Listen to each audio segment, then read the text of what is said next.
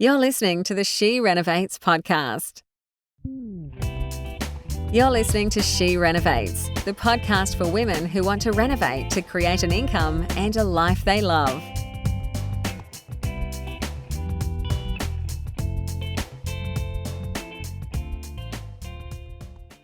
Hello, it's Bernadette. I'm recording this episode from the depths of a Croatian forest in a national park. Stephen and I are into the second week of our Croatian trip. The first week we spent sailing the Dalmatian Islands, which, I'm sure you can imagine was absolutely beautiful. And now we're into the land component. We're away for about another 10 days, I think. And so really, loving the break. So today's episode is about She Renovates Live. This is an event that I have run consecutively every year for 5 years. It's my favourite thing to do. I love events and I love getting women together who are passionate about renovating. But this year I'm in a quandary as to whether to go ahead with it. So I've decided to do something different. I'm actually going to give you the task of deciding whether we go ahead with it in 2026 or not. Now, to explain why, I'll do that in a minute, but I guess suffice to say the last one I ran in 2024, while it was a magnificent success, there was a hell of a story behind it, and I'll tell you that in a minute. And so that's why I have decided to validate the idea of taking it forward in its current state. I think it may be something that I love, but it may not. It may not be something that you love, and I just want to make sure that it is something that you want before I go down that path, which I'm sure you can imagine is it's a serious commitment. So I'm just going to give you a bit of story time about 2024 and what's led to this, sense of apprehension about whether to keep doing it. So this is a true story.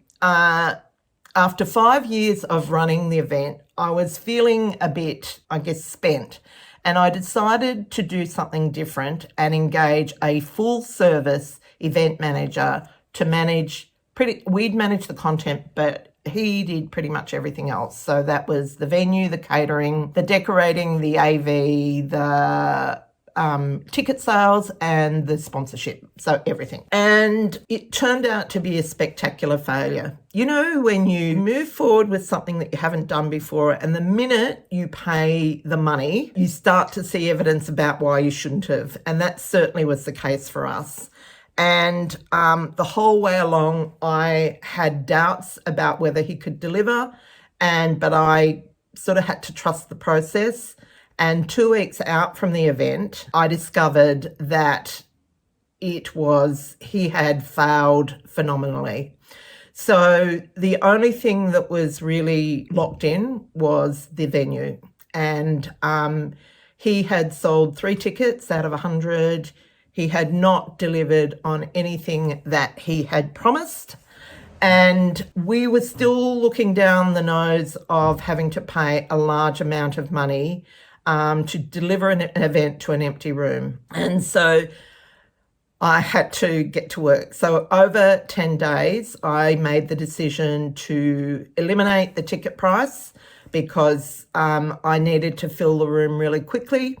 And that's exactly what I did. And in that 10 days, I was able to fill the room, and we had 106 people turn up, and the reviews about the event were glowing. It was an amazing, probably the best we've ever run. I felt very proud of what we'd achieved. I also felt quite scarred by the experience. So in 2025, I kept putting it off, and eventually I made the decision to, if I was going to run it again, I'd run it in 2026. So I've set the date for the 1st of February. But here's the dilemma. If I run it purely for our Wonder Women, So as a private event, it doesn't carry the same costs or the same sort of level of work that a full-scale event to the public does. So I guess the thing is with a public event, it's a bigger event, the bigger impact and so on, but it's also a bigger risk. And to be completely transparent, I just don't want to carry all that risk. I feel like if there's not enough demand for it, then I should not go down that path. And so that has, I guess, created the idea to run an experiment. And that's what we're doing. So basically, we're taking on a Kickstarter style experiment. And I have to accredit this idea to Leanne Hughes, who's an incredible facilitator, and I guess proved that this is a viable way of ensuring that you have sufficient demand to run an event. So on the 1st of November, I'm going to be running a one-day proof test. So basically, in order to participate, you must be on the wait list. And what we're going to do is release the public tickets, and if we sell 50 in a 24-hour period, then She Renovates Live 2026 goes ahead as an event that is open to everyone. If we don't sell 50, then what we'll do is we'll take that as a sign that it's not going ahead, and we will refund that ticket price immediately, and we'll declare She Renovates Live 2026 a private event for Wonder Women only. So I guess the psychology behind it is one, to limit the period of time we need to take to know whether the event is viable or not. If we do it over 24 hours and we can sell half the tickets, then I think that's a pretty good indication. Secondly, it demonstrates trust, that you trust us to deliver something that will be of value to you. And thirdly, it identifies that group of people as our VIP community members who have stepped up to help us make that decision about whether it goes public or not. So that's sort of the thinking behind it. So from that group of people, if you are one of those people, then you're getting the lowest ticket price possible, and you have the honour of being part of shaping She Renovates Live future. So you become one of our VIPs, which I think is quite lovely. So this is how it's going to work. You must be on the wait list, the ticket wait list, to get the release of tickets.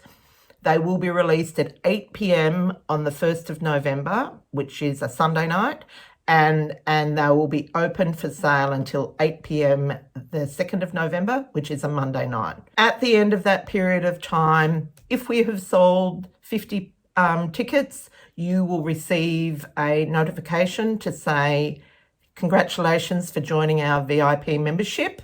You are now in, and the event is going ahead. If we don't get 50, then we will be writing to you and saying, I'm sorry, the event didn't get enough support and your money has been immediately refunded. So if you would like to be one of those 50 VIP members, then you need to get onto the wait list in order to get that secret booking link. The way you get onto the wait list is go to the schoolofrenovating.com and go to the events page, and you'll find the button to book to add your name to the wait list there. So this is just like demonstrating feasibility on a project. Rather than just jumping in, you de-risk, you prove the concept before you jump in and commit time and money to it. So it's just me doing what I teach. So for me, I don't really know what way it's going to go, but what I do know is it will be the right response because you are making the decision and not me. So I'm not, second guessing what you may or may not want. And yeah, let's see what happens. This is the She Renovates podcast. To discover how to harness the power of renovating, check out theschoolofrenovating.com.